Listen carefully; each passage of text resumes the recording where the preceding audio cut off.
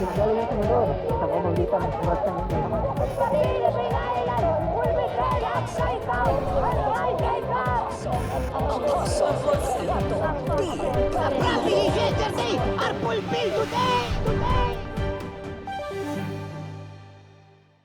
We are here at New Frontier at Theater Araneta, Cubao, Quezon City, kung saan dito ginanap ang grandest 11th spiritual birthday ng Apostol ng Diyos na siyang naging biyaya at pagpapala hindi lamang sa Ministeryong Jesus is Our Shield Worldwide Ministries, kundi sa di mabilang na kaluluwa sa buong mundo. Kasama sa mandatong ibinigay ng Diyos sa kanyang apostol na si Apostol Renato D. Carrillo. Isang ehemplo, kagaya ng kanyang ama sa paglilingkod. Nagsilbing inspirasyon at hamon sa di mabilang ng mga kabataan. Musikero, tagapanguna sa awitan, pinuno sa produksyon, misyonero, mananalangin, leader, guro at marami pang iba. Ilan lamang ito sa mga katangian ng God's End Time Prophet and Apostle na si Apostle Renato G. Carrillo Jr., ang bunsong anak ni na Apostle Renato D. Carrillo at Prophetess Elena G. Carrillo. Dahil sa kanyang dedikasyon at katapatan sa paglilingkod sa Diyos, isang engranding selebrasyon ang idinao sa New Frontier Theater sa Araneta City, Cubao, Quezon City, Metro Manila. Dito ay ipinagdiwang ang 11th spiritual birthday o ang ika-11 taon ng kanyang walang sawang paglilingkod sa Diyos. Dinaluhan ito ng mga Living Like Jesus people, partikular na ng mga kabataan na mula sa Metro Manila at iba't ibang bahagi ng Luzon. Ilan dito ay galing pa sa Lawag, Bicol, Mindoro at napakarami pang iba.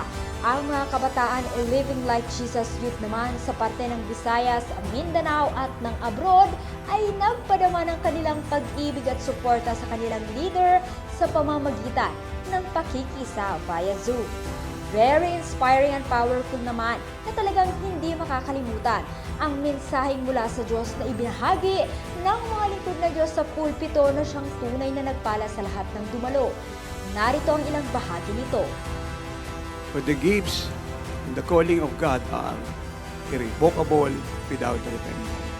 So ano man po yung kalagayan nyo, mga minamahal, mga iniibig, sa pangkasalukuyan. Pero po natin kakalimutan na hindi po nagkamali ang ating amang sumasalangit nung kayo po ay hirangin. Ngayon, may ask question. Ang ibig mo bang sabihin, tatay, kahit ako ay nagkamali, ako ay nagkulang, ako ay nagkasala, at maraming mga mistakes, weaknesses, shortcomings, and errors, ay hindi siya nagkamali nang hirangin ako. Correct. You are right. Dahil hindi naman niya kayo hinirang dahil sakdal kayo. Hinirang niya kayo kasi sakdal siya. Hindi niya kayo hinirang kasi kilala kayo. Hinirang niya kayo dahil kilala siya at ipapakilala niya sa inyo ng maraming ulit kung sino siya at ipakikilala niya sa buong mundo ng maraming ulit kung sino siya sa pamamagitan niya. Kaya ang pagkakahirang niya is nothing to do with your education, personality, talent, ability, or whatever degree you have. It's all about the grace of God. Huwag tayong mabuhay sa ating mga nakikita. Mabuhay tayo sa pangako ng Panginoon. Ang gusto niyang mangyari ay pangyayarihin niya. Siya lang ang tanging gagawa ng kaparaanan. Marami tayong plano sa harapan ng Diyos para sa ating mga anak. Pero higit na dakila ang plano ng Diyos sa ating mga anak. Those who serve God, who minister to God, and minister to others, who have done their part in every aspect of the ministry, in prayer, in fasting, in giving, in full time, in commitment, in every area on what God has called you to be, there is no contingency. Ang finish line po ng lahat na ito ay victory. In the will of God, there is no such thing as contingency, only victory. Alam mo pong mangyari, huwag kayong tumigil, huwag kayong subukan. Ano man pong pagdaanan nyo, ano man pong sabihin sa inyo ng tao, ano man pong kalagayan nyo ngayong gawin nyo yung kalooban ng Diyos, tsaka't sigurado magtatagumpay kayo. The moment we stop serving God, that is the moment Satan wins. Huwag nyo siyang bibigyan ng pagkakataon ng kahit maliit, malaki, konti, mahaba o maikli. matagal na siyang talo. Let's keep it that way. In the will of God, there is eternal victory, and our victory is completely absolute. Ilang aktibidad o presentations din ang naganap na nagpapakita ng labis na pagpapasalamat sa buhay na inalay at ibinigay sa Diyos ni Apostle Renato Gacarillo Jr. para sa kaligtasan ng maraming buhay at kaluluwa at sa kaganapan ng mandato mula sa bansang ito patungo sa buong mundo. Apostle John, marami pong salamat po sa inyo pong buhay. Wala po kami ngayon kung wala po ang buhay nyo. Kaya mahal na mahal ka po ng Living Like Jesus Youth. Lagi ka pong kasama sa aming pong mga pananalangin at pag-aayuno. Kung wala ang buhay mo na nag-ayuno, nanalangin, nagpagal, nagsakripisyo, ay wala po kaming mga kabataan sa kalagayan po namin ngayon.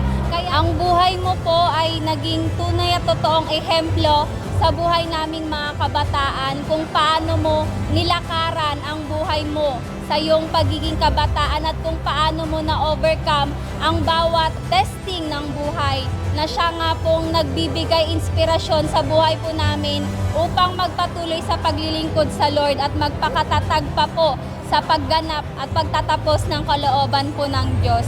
Apostle John, maraming salamat po sa inyong pong buhay. Mula po sa ehemplo nyo sa pananalangin, pag-aayuno at pangangaral po ng salita po ng Diyos. Na siyang pong patuloy po na nagturo po sa amin paano po mabuhay, kagayat kaparis po ng Panginoong Jesucristo at patuloy po na ma-full blast po ang mandato sa panguna po na lingkod po ng Diyos na kayo po'y patuloy po na naging katuwang at ito po yung bawat mga buhay po namin. Itinayo at inindig din po ng Diyos bilang katuwang nyo po sa perpektong kalooban po ng Diyos. John, your future is greater than your past. At tayo magtatapos ng kalooban ng Lord. Kaya natin to. Hindi tayo patras. Lahat tayo lagi paabante. We love you, John. Tunay na ikaw ay tinawag talaga. Na kahit na makulit ka sa amin, pero pagdating sa Lord ay seryoso po kayo. Kaya maraming salamat, Apostle John. Andito ako bilang isang ate mo, patuloy na nananalangin at patuloy na nasa tabi mo. Hindi lang ako nasa tabi mo, kundi nasa likuran mo ako at nasa harap mo ako para makasama ka at maging sangay rin para matagumpayanan mo ang dakilang bagay na ibinigay at binibigay ng Lord sa buhay mo. I'm always proud of you.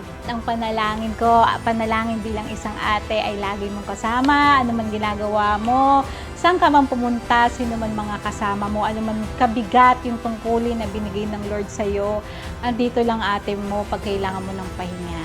Ang akala natin 10th year is the grandest, diba? Pero it's 11th year.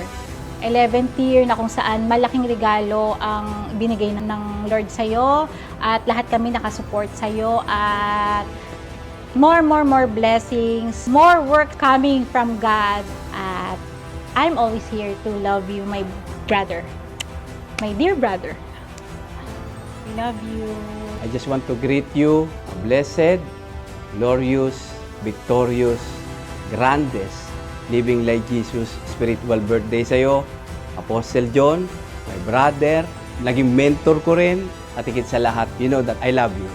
Not just a brother-in-law at tinuring na talaga kitang as a true brother. At higit sa lahat, lagi mong tatandaan na kahit mas matanda ako sa'yo, kuya mo ko, pero napakataas ng respeto ko sa'yo bilang isang apostol. And I'm very blessed na naging part ako at nakita ko yung journey mo sa paglilingkod mo sa Panginoon. Kaya, Apostle John, keep soaring high. Expect great things from God, attempt great things from God, soaring high with God, dream big, act big, and expect signs, wonders, and miracles from God sa buhay mo.